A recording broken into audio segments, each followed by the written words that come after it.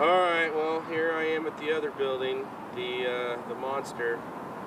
And look around you. I can't even imagine how much they paid the architect alone for this one. Total gross misuse of American taxpayers' money. Cowlitz County people who work really hard so that they can have a little something that they call their own. This is, there's actually a courtyard. I don't know if you can see it, but right over here there's a fenced-in courtyard with trees and benches, and so they want to make your extortion experience quite pleasing.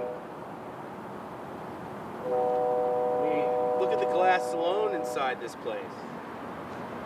There's absolutely no need for this. There's absolutely no need for any self-respecting human being to use this money so frivolously. You know, it's just justification for the next fiscal year so that they can generate more income and take more of it from you. That's all it boils down to. Extortion at its finest. Right here.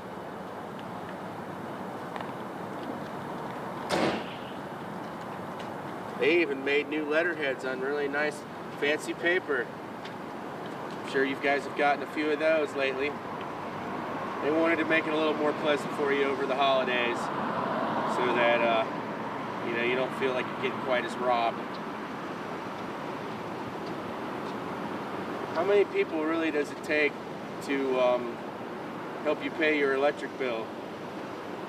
There should be like maybe a shift of like 3 or 4 cashiers, 2 a day,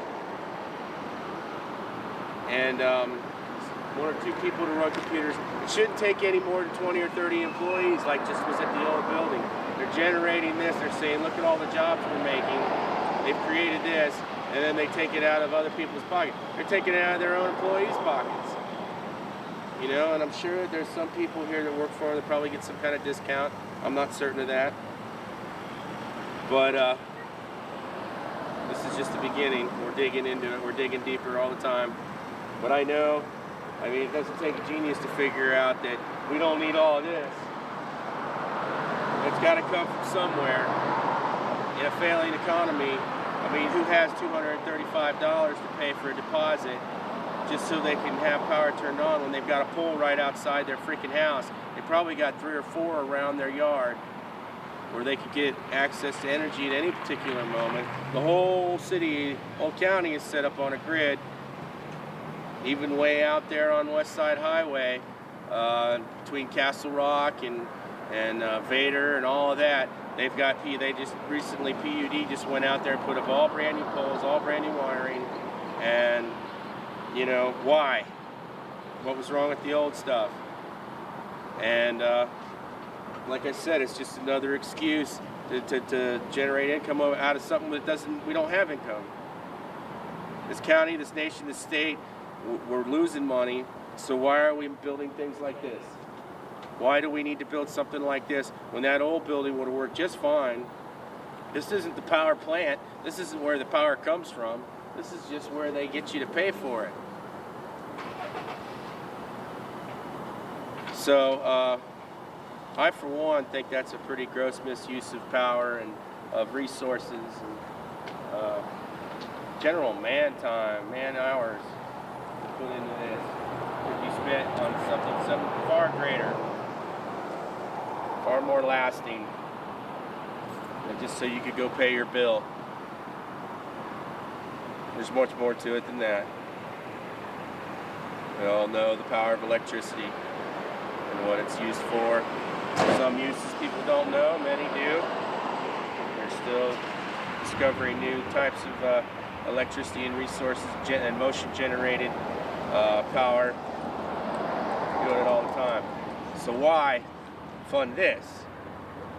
Why couldn't we fund something that has to do with scientific research and exploration into alternate sources of power? Why do we need to spend millions of dollars to build this thing so they could take your money when you could have dropped it in a box just fine? Why? Because they need jobs? Well, there's a lot more important things that they could be doing.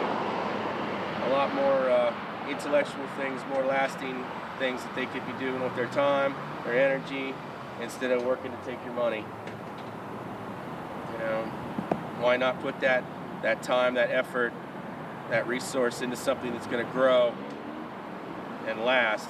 If we're generating energy from conductors and pumping it into people's homes, that's only going to last for so long.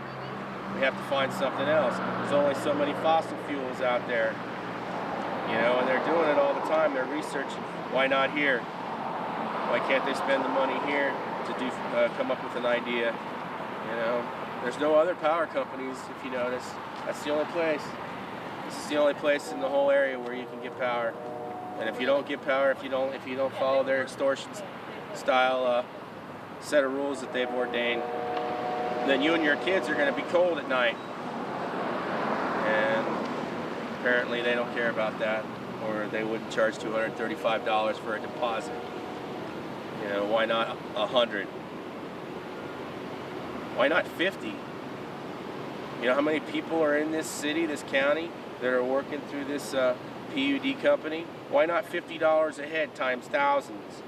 Is that not enough? Not to mention what they're already charging a month for everybody, just so they can, you know, stay warm. I've had enough. Okay, go ahead and introduce yourself.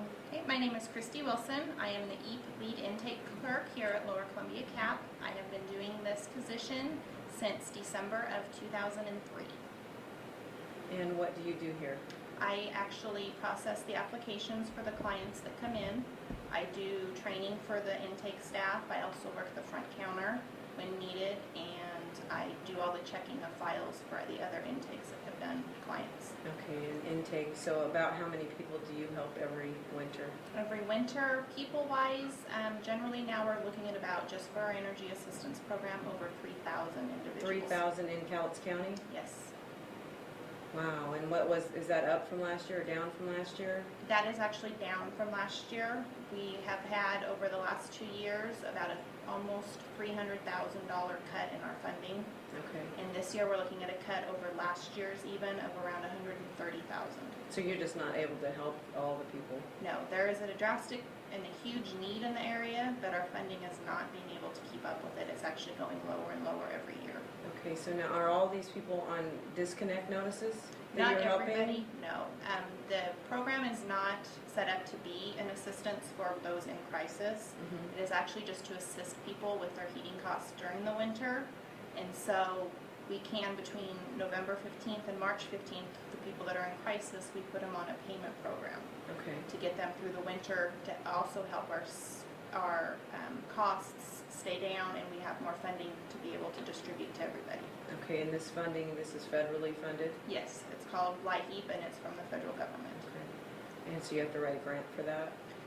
We get it from the state through the Department of Commerce, and they distribute it through the whole entire state to all the agencies that administer the program. What's your 2012 budget for this program? We're actually looking, our program year is 2013 right now, Okay. and we're looking at to be able to serve to the public right now around $419,000. And what was it for this year? For the last It's year, almost we over. did, it was approximately 500 and I want to say 49,000.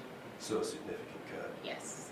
So over $500,000 went to the power company last year for people that needed assistance? Yes. Okay.